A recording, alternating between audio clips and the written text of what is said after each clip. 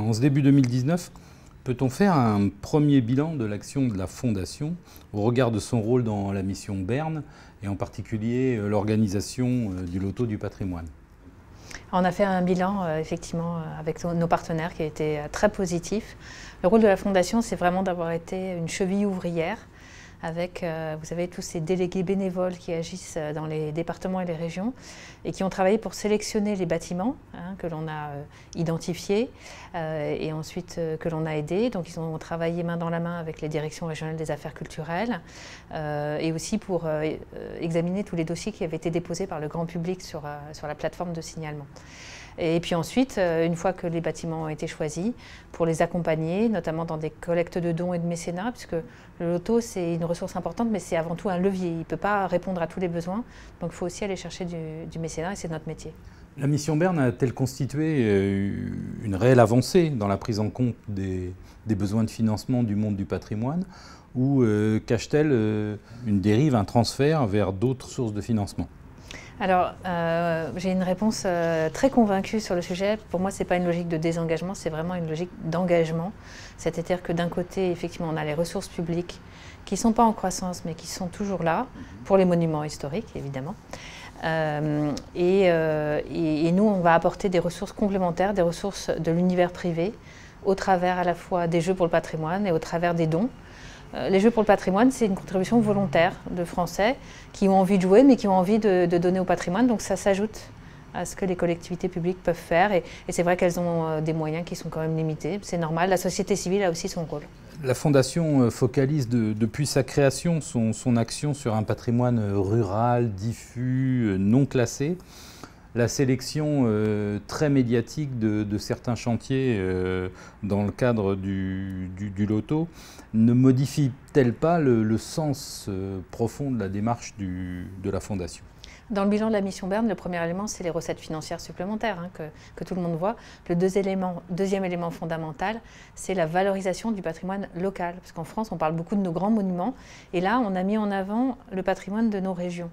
Et c'est vrai qu'on a choisi certains bâtiments qui, je dirais, étaient peut-être des théâtres de ville moyenne, des maisons d'artistes, etc.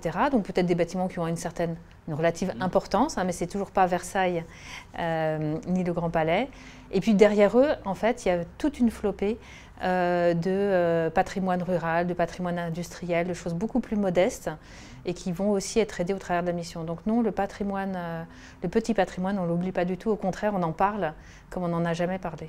L'apparition des technologies de l'information et de la communication dans le monde du patrimoine et celle d'un fonctionnement assez proche finalement des réseaux sociaux n'amène-t-elle pas de nouveaux acteurs sur le secteur du patrimoine qui sont parfois des acteurs commerciaux?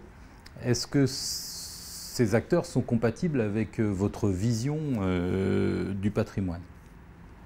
Alors la création de start-up, l'utilisation des nouvelles technologies, c'est vraiment très bien parce que ça nous permet en fait de trouver des moyens beaucoup plus créatifs et innovants de toucher le public sur le patrimoine et qui ne soient pas juste les communautés locales, les gens qui habitent à côté, mais aussi des communautés plus larges.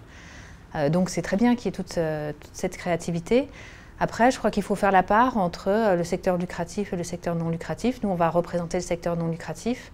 Et ce qu'on apporte, c'est des garanties de rigueur dans la sélection des projets, de suivi, de qualité des travaux. Et aussi, on est contrôlé par des organes comme la Cour des comptes et par le Parlement. Donc évidemment, on considère qu'il ne faut pas mélanger non plus totalement ce qui est de l'ordre de sociétés commerciales et de l'ordre de fondations et d'associations, chacun ayant leur part, évidemment. Alors par ailleurs, on voit apparaître des réelles marques mécènes que j'appellerais, qui sont des sociétés privées qui viennent évidemment aider à la restauration du patrimoine. Est-ce que cette activité, d'après vous, doit être encadrée, réglementée? Comment on peut protéger finalement ce patrimoine d'une dérive mercantile? Et est-ce que là, justement, la Fondation n'a pas un rôle important à jouer dans ce contrôle? Notre fondation a été créée il y a un peu plus de 20 ans sur l'idée d'un partenariat entre le public et le privé. Donc la place des mécènes on la niera jamais, elle est utile. Après, là encore, c'est vrai qu'un organisme comme notre fondation, on peut jouer un rôle de garantie sur la sélection des projets. Et c'est ce qu'on fait d'ailleurs avec nos mécènes. On leur présente des projets que l'on a identifiés, dont on sait que les travaux seront de qualité, qu'il y a un véritable impact sur le territoire. Donc on a des modes de coopération possibles. Il ne faut pas éluder que parmi les entreprises, il y a des mécènes qui ont un rôle très positif parce qu'en fait, ils vont avoir des exigences qui vont encore rehausser la qualité des projets. Par exemple, il y a beaucoup d'entreprises aujourd'hui qui souhaitent avoir un mécénat à vocation sociale, ce qui fait que nous, on va proposer à nos porteurs de projets, par exemple, d'organiser des chantiers d'insertion ou d'avoir des clauses d'insertion dans les marchés. Et ça vient de l'exigence des mécènes.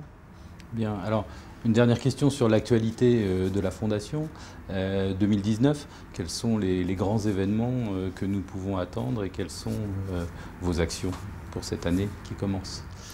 Alors la Fondation, elle a le souhait de continuer à développer ses ressources parce qu'en fait, elle a atteint une taille qui ne reflète pas tout le potentiel d'intérêt des Français pour le patrimoine.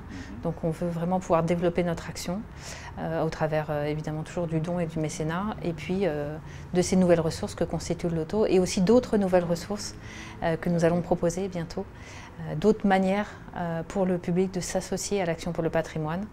Il y a des gens qui ont envie d'être donateurs.